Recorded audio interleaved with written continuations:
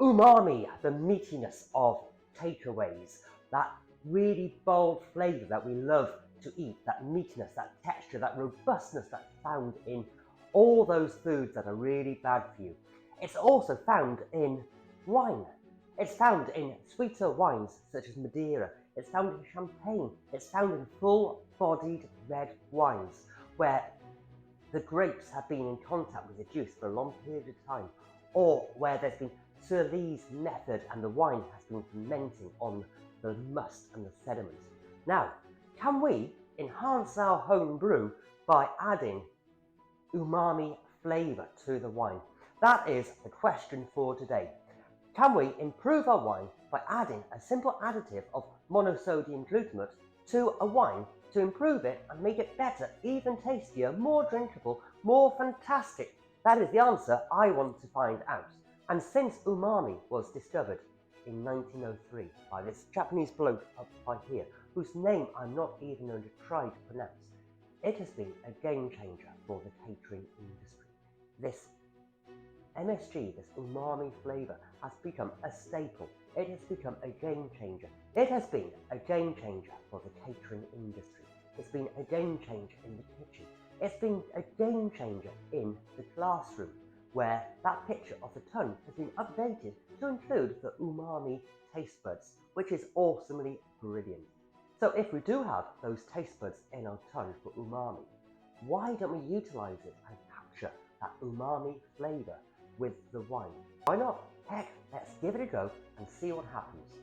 Now, this experiment has been carried out by one of the universities, and they found that 60% of the panelists could identify that lovely umami flavour when monosodium glutamate was added to a wine, and they found that it had improved the flavour of commercial wines by simply adding 0.6 grams per litre of monosodium glutamate powder to the wine.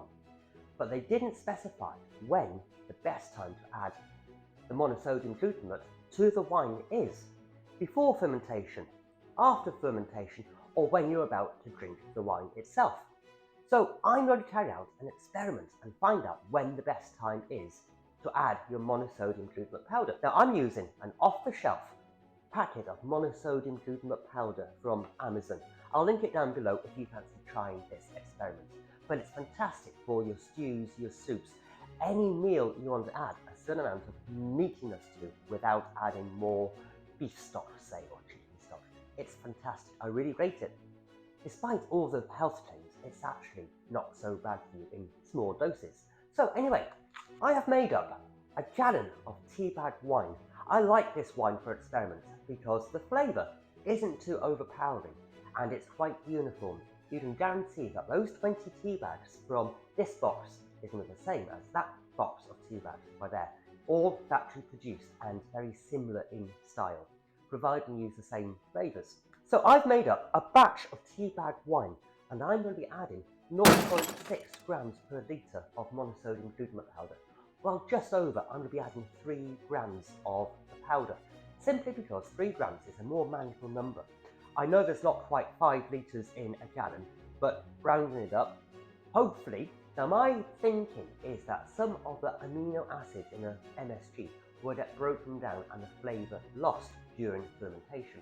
So I will also be using another gallon I've made up and fermented already, and I will be adding the same quantity of MSG to that finished fermented wine.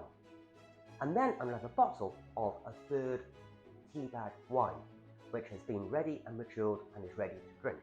And align all these so they're all the same state of maturation and completeness. And I'll be adding the MSG to that finished third bottle. And then we'll be able to see what is the best state to add the MSG to the wine for the best flavour results. And will the MSG enhance or increase the flavour palette of the wine? Will it make a standard teabag wine, which, to be honest, does lack that full-bodied bite? Would it enhance it? Would it increase that flavour, that overall mouthfeel richness, that bite you get from a full-bodied red Merlot, say? Oh, I hope so. And if simply you can add a small amount of powder to it at the start after fermentation or before you drink and it improves it, we might be onto a complete and utter game changer. So with the trusty scales, we can weigh it up and add 3 grams of monosodium glutamate to my fresh new batch I've just made up, and also to one that's finished fermenting. And then in a few weeks' time, when everything is said and done and bubbles up over and become brilliantly alcoholic, I will be back with you and compare the 3 wines and just see if that MSG makes that big difference with the umami flavour, and if so, when is best to add it. Hello again, I've just been editing the video and I've realised something maybe I should have said. Some of you may be worrying about the high level of sodium in the MSG. It does have a whopping amount, it is horrendously high. And also, you might want to know what effect that will have on the yeast. Well, I've been experimenting with this for a little bit to make sure that the yeast can handle such a high dosage, but with the 0.6 grams per litre, it does not affect the fermentation. There's been a bit of research regarding sodium levels and wine yeast, and they have worked out that generally 200 milligrams of sodium per litre is the danger zone for yeast, for wine yeast especially. After 200 milligrams per litre, it does have a detrimental effect on the yeast. Over 200 milligrams per litre of sodium will have a negative effect on the yeast and prevent it from fermenting properly and fully. But up to that level, generally you are quite safe. Adding salt to wine is a thing. It's been done since Egyptian times. There's a story of how one of their most famous wines was created by someone gathering seawater and turning that into wine and fermenting it. And I've made seaweed wine before. Actually, within the seaweed there's a high level of sodium and that ferments really well. So don't you worry about the high level of sodium in the MSG affecting the yeast for this particular wine, or when we come to add the MSG to other wines for added body and flavour and that meaty umami flavour. So I just wanted to add that here, and I'll carry on with the rest of the video. See you soon. This is a complete and utter experiment. I just want to share with you my thoughts that it may well work. We may be onto a winner here. And if you're like me and you love experimenting with different wines, why don't you check out this video up by here for an awesome, fantastic wine. And I'll see you really soon with the results of my umami MSG wine experiments. You have a good day now, and I'll see you all really soon.